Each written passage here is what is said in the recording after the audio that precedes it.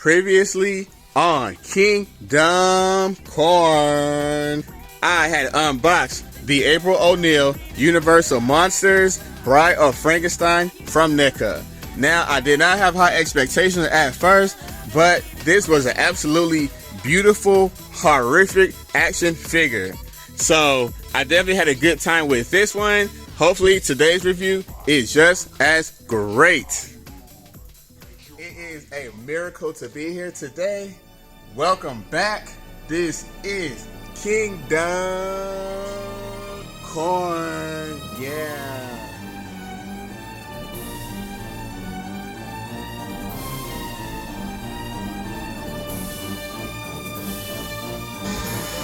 Ready.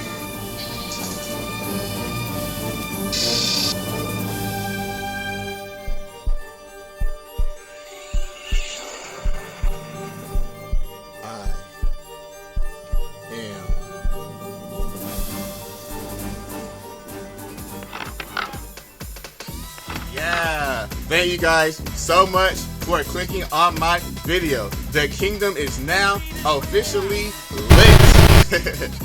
Now, today I want to be unboxing.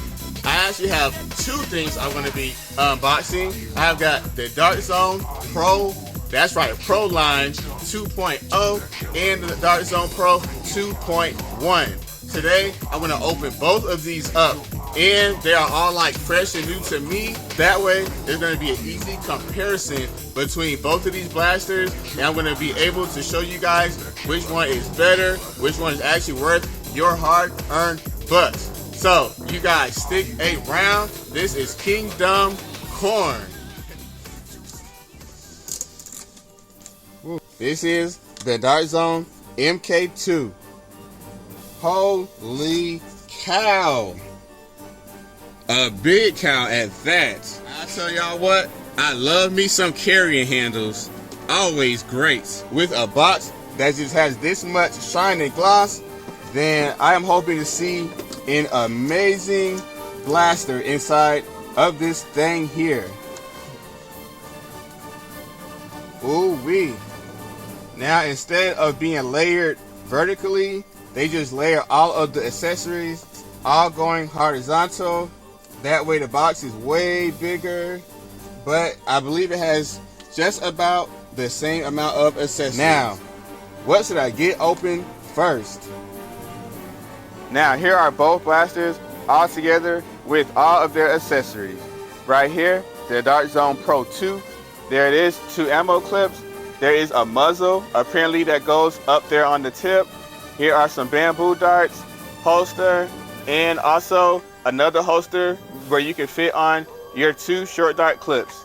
Over here on the MK 2.1, it also comes with 2 ammo clips for short darts, a holster for the actual blaster. They have got some bamboo darts, but they are a different color scheme. They have a blue tip compared to the 2-point regular. They have an orange tip, just like the original Dark Zone Pro.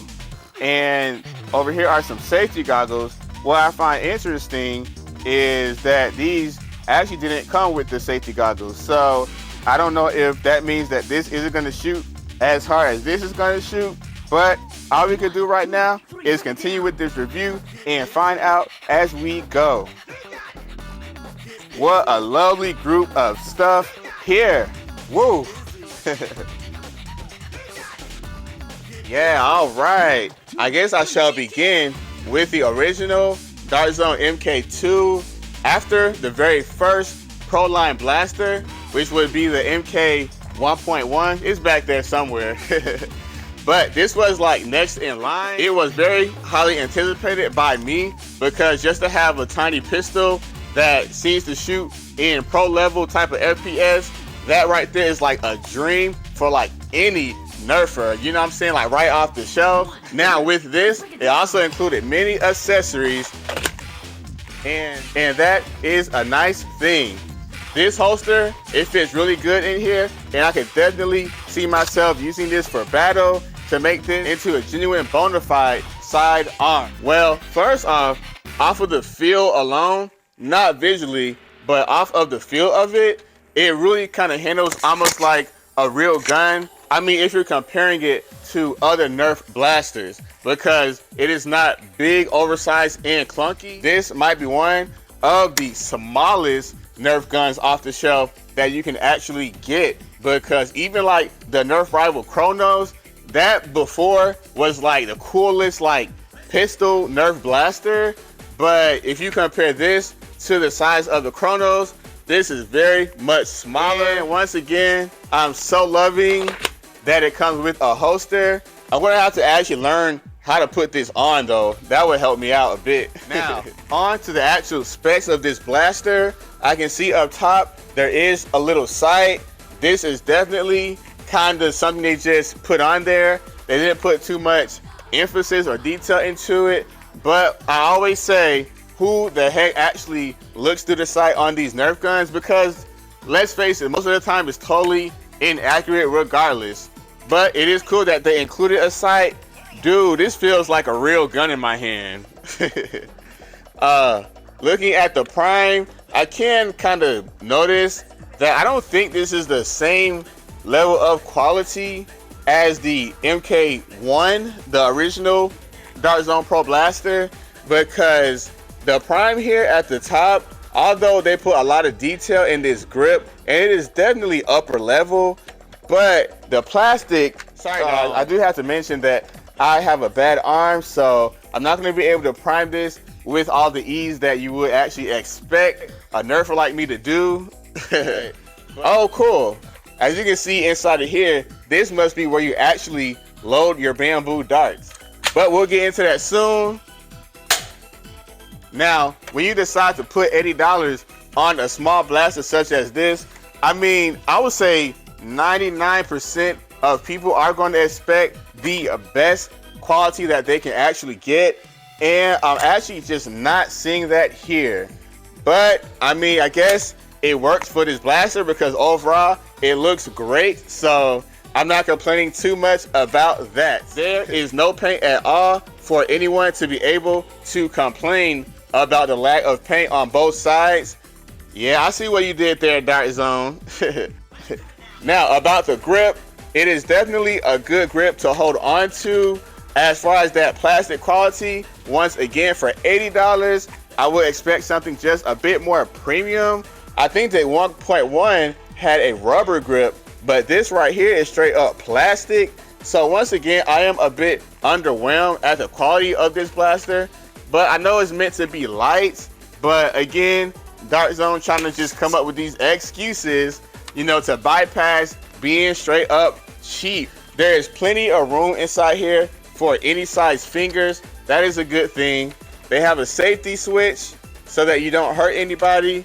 There is no, oh, hold up. Yeah, there is a barrel attachment. It is definitely not the type that is for other Nerf guns or other Dark Zone guns. It does not have like the end strike attachment point. Apparently you just snap that in just like that. And now I'm not quite sure exactly what is the point of this, but it is a thing. And apparently Dark Zone figured it was a thing that we would actually like.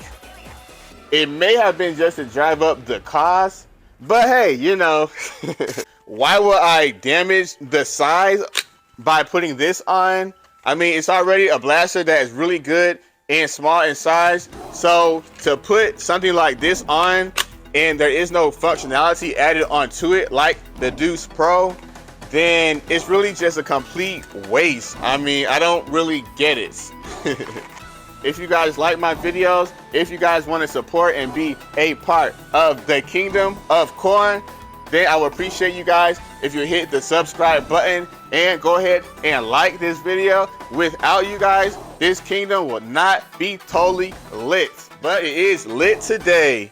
Dude, like when I picked this up, before I had to say all that stuff about subscribing and all, I totally noticed a huge difference between this and the other one. Let me go ahead and pick that back up for you. Here are these two blasters together. Of course, we do notice that there is a size difference, but this in my hand, it definitely feels a lot more pro level, seeing that this has a plastic grip and the grip here actually has real rubber on the outside of it, and that way it definitely feels more premium. And gosh, this feels like really good, y'all.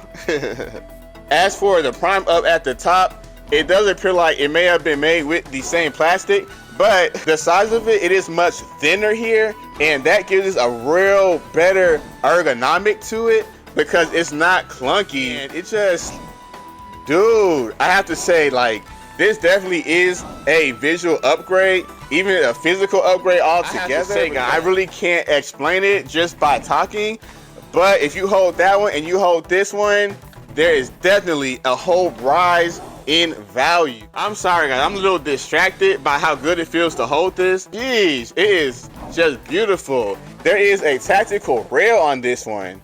I guess that would explain the size difference, because if I'm not mistaken, I did not see any rails on the other one. So if you want to, you can get real tactical, put a light on here, you can throw on another grip, and that way you can hold it like a rifle or something. I'm not quite sure any reason to, but these are toy guns and you can do whatever the heck you want. This does not have a big bulky muzzle brake. Instead, it's just got this little barrel that you can connect right here. So on that note, it is definitely better in that aspect for sure. This is an overall better looking blaster. It holds nice, it looks good, it feels totally right, and the parts just that this is made with just feel a lot more premium. Ooh, this feels great, y'all. I like it. Dang. So before I nut up too dang on much, I'm just gonna grab both of these blasters right here, the Dart Zone MK2 and Dart Zone MK2.1, and we are gonna put these to the full test on the chronograph. This is where things get real. Yeah, lovely people, let's go. So for this blaster, it comes with this clip, but it does not actually fire from this clip.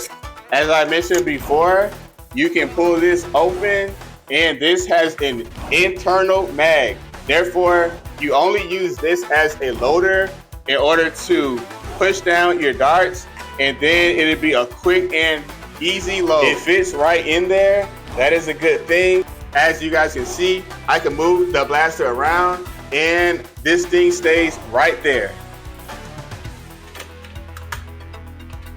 Boom. This blaster is making me tingle already. Feels good again. Can you guys see the barrel in there? I can tell this is gonna shoot real hard.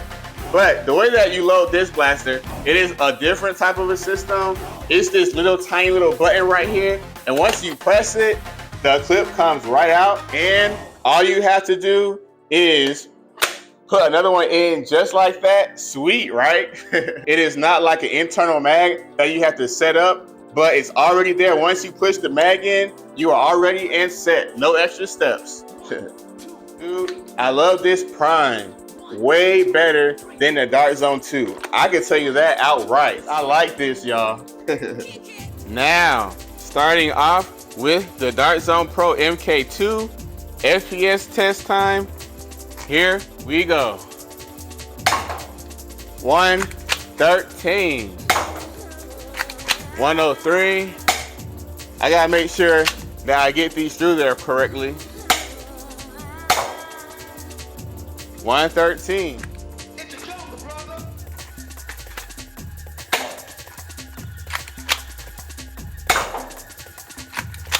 119. 106. 113. 107. 117. So I would say on average, this blaster shoots around 110-ish, around there.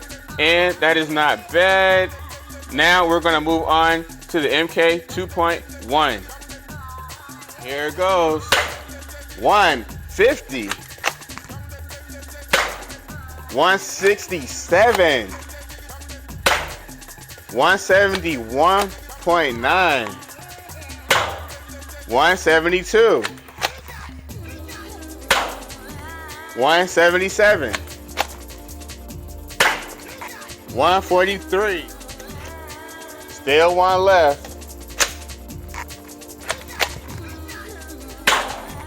163. Woo! Did y'all catch that? Dang. Night and day, y'all. Night and day. All right, guys, it is time for the range test, starting with the MK Pro 2. It is Kingdom time. Woo.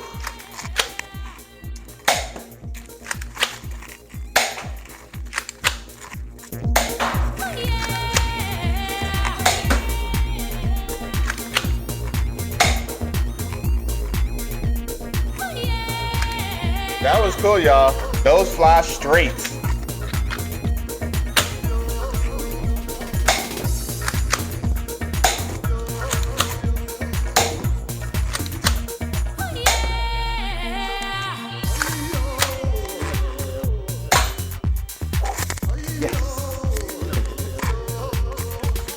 Yeah, I might be a little bit of a bad shot, but these fly really, really straight. I love the accuracy. Moving right along to the 2.1. Yeah. Ah, 2, baby.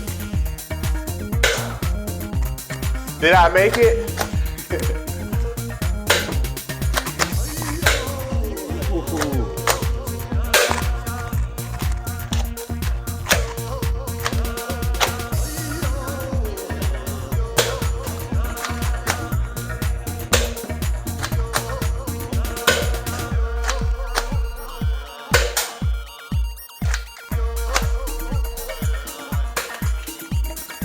Still got one more. One to do it in.